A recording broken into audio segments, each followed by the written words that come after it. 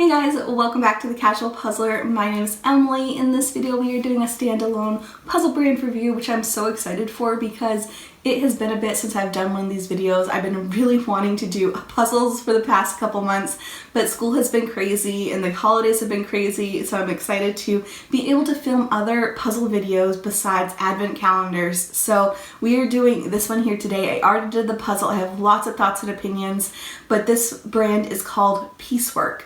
They are a women-owned company. They're relatively young and they are only online as far as I know. So I'll leave their website down below, but let's just go into the overhead footage of these puzzles and then be doing them, and then I'll give you all the information and my thoughts and opinions because I have a lot of things to say. But we will just get into this. The two puzzles I have from them, we have the Out of Office 500 piece, which I will do on camera, and then I have this little tiny mini puzzle. They have a whole zodiac collection, and so I've got the Capricorn one because my birthday is next week, and so I have this guy here that I will not do on camera because I actually did it when I was in Maine when I was back home, but I do have a picture of it so you can see, and I compare the pieces to this one here. So let's just get into the overhead stuff and get into the puzzle.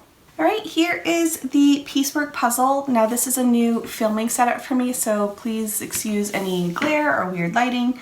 We're just figuring things out, but here we go with the unboxing of the Piecework puzzle. This is the Out of Office 500 pieces, and I'm just going to remove the cellophane so there's no glare, and then I'll show you the rest of the box. Alright, so here is the box. It is completely matte and has that like soft feel to them. It's a very simple design, so it just has like a tiny picture here.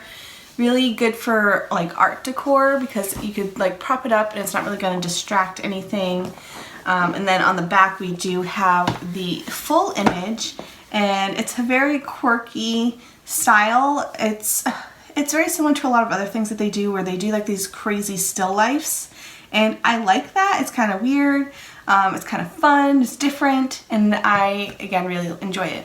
So just to compare size, here is the Capricorn box, so you can see it. It's a little bit taller, but it's, again, a lot smaller. There's only 70 pieces in here, but a very similar feel, and again, another still life. So let's just open this guy up.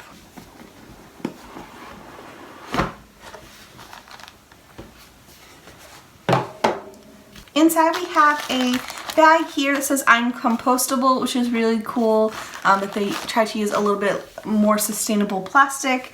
And let's just open her up.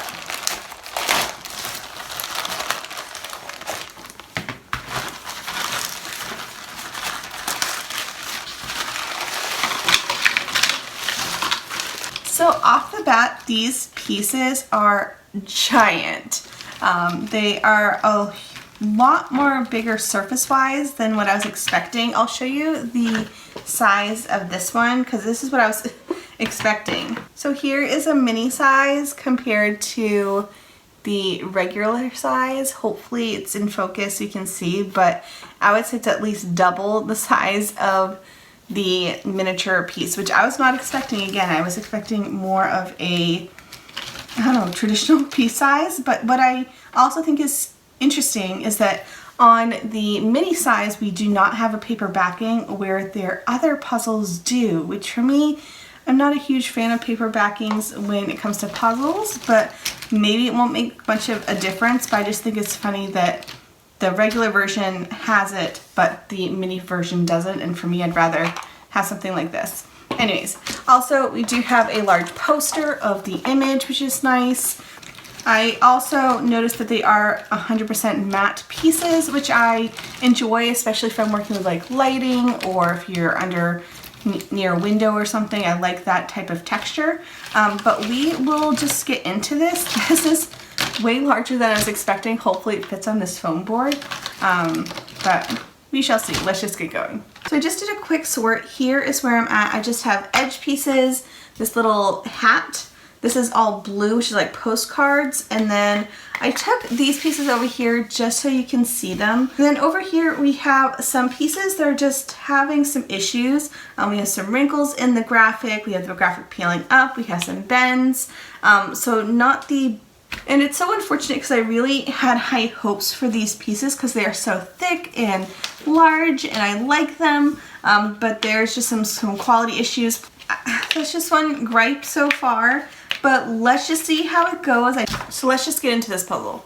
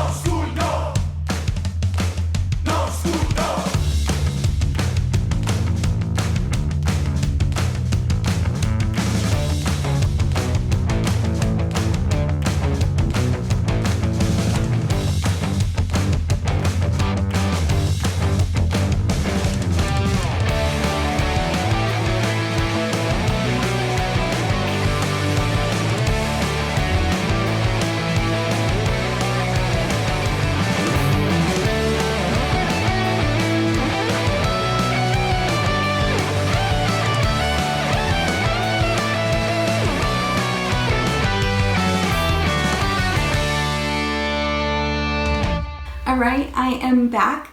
I finished the puzzle as you saw. I did it last night and I really have mixed feelings about this brand, so let's just go into a little bit of like the nitty-gritty. So Piecework is a women-owned company, which is really cool. I think it's two friends.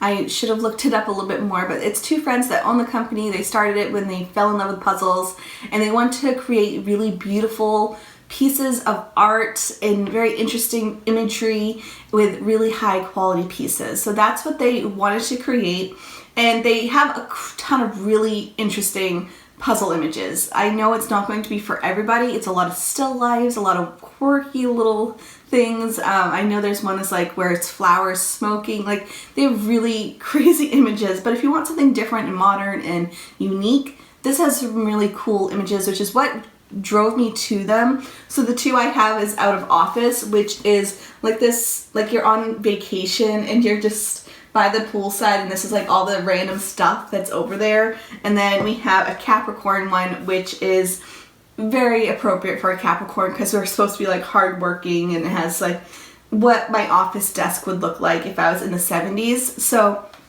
I really like the concept of these images, and I really high expectations because they are expensive. So let me just go over the price point. So the mini puzzle, this guy here, is $20. The 500 piece one is $32. 1,000 pieces is $38, and they only have one 1,500 piece puzzle currently, and it's $46. They are up there in price. I want to say this is the most expensive brand that I have in my collection. They even surpass Art and Fable, which I looked it up, and the 1,000 piece ones is around $30 for an Art and Fable, where the 1,000 piece for this brand is $38. So this is the most expensive brand, so I'm going to be critiquing them pretty harshly because I could buy 3 Buffalo game puzzles for 1,000 piece puzzle from this brand. So it's expensive, so let's just go into my thoughts and my experience with them, and let's just do it. So as far as images, I really like them. I will say the colors that you see online are brighter than the colors that I see in person. This one is definitely darker, and you lose a lot of that detail in the darker pieces. I really didn't notice it too much when you're down towards the bottom, and I will say it looks exactly like the box. The box looks exactly like the picture. It's very dark over here. It's very dark in the image over here, but online it's a lot brighter, so it looks like it'll be a lot easier. So I would say if you're picking one out, lean towards the more bright colors because you lose a lot of the detail and it gets a little tricky in the darker pieces. As far as the puzzle piece quality, I really enjoyed this one here. They are a really nice size for a mini puzzle. It's more like traditional puzzle piece size for a mini puzzle, which I really enjoy, especially if you have gripping issues or if you just aren't a fan of those micro pieces. It's nice to have a small puzzle to do, but it's normal sized pieces. So I really like that. I like that they are matte pieces. I like the giant 500 piece. I'm just going to take one out so you can see them. I mean, they are massive in size for a 500 piece puzzle. So I do like the surface area. I like the thickness of it. But its downside is the paper backing, but they only do it, again, as you saw, on the 500 piece one. I don't know about the 1,000 piece one. I'm assuming it is that way too. But the mini puzzle doesn't have that, and I kind of wish they just didn't have this because you can see in a few of the pieces that this paper backing has caused some quality issues because it has wrinkled or it may have picked up a piece when they were separating them when in production, which is one of the reasons why I am never a huge fan of paper backing, is that it ruins the longevity. I'm curious to see how this puzzle is going to tear down without any issues with pilling up. I will say doing this puzzle is very satisfying because since it does have paper backing, it locks in really nicely. So when you're putting in these pieces, they snap and there's just like a nice secure fit, and it's really satisfying to finish off a section or just put in pieces because it is a really nice experience. But I'm worried that because of the paper backing, that picking up the puzzle or putting it away may cause some issues or it may like pill up over time, especially since I already have some pieces that are already doing that.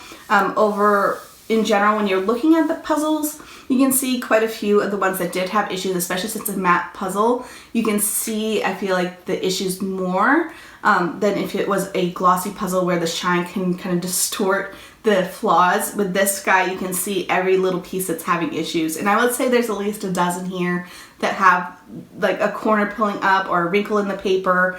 And it's so unfortunate because I like the puzzle piece quality. Besides that, you know, they're super, super thick. They're really chunky. I really like them. But for me, it's just sad to have puzzle pieces that aren't pristine, especially for the price point. So, and it could also be that I have gotten a dud. You know, maybe mine was just the one that had some issues. My thoughts on the brand is that I really want to like them and I really love the images, but I don't see me purchasing more in the future just because of the price point. I mean, it is really lovely thick pieces and I really want to love them. But if I was to invest in such a high price point puzzle, it's probably one that I would want to do multiple times. And I would just be nervous about taking it apart, putting it back together, taking it apart, putting it back together. I think that paper backing would hinder its longevity. So I don't think I would purchase more from them in the future unless there's a really beautiful image that I would want to have like forever. Or if it's one that you would love to do in frame, I can see this being a good option because you're getting a piece of home decor that you can glue. Maybe you can fix a couple of the pieces if they arrived a little bit damaged, but it is really cool pieces that I can see up on a wall or glued together somewhere in your home because it is really fun images. And I think for the price point, I understand doing something like that. And I feel like maybe that's something I would do in the future if I got a bigger puzzle room and I wanted to have some artwork, maybe gluing some or doing like a temporary situation where it can be in the wall. That would be really fun because up close, I mean, I can see all the flaws because I'm literally inches away. I think on the wall, you're not going to see it as much. So I did really like the mini puzzle, so I feel like if I was to get more from them, it'd probably be these guys here. That's because I really enjoy mini puzzles for traveling and just like in general, like a few minutes at my lunch break. Well, thank you so much for tuning into this video. I hope you liked it. I'm so excited to be filming more for you, and I will see you guys in the next one.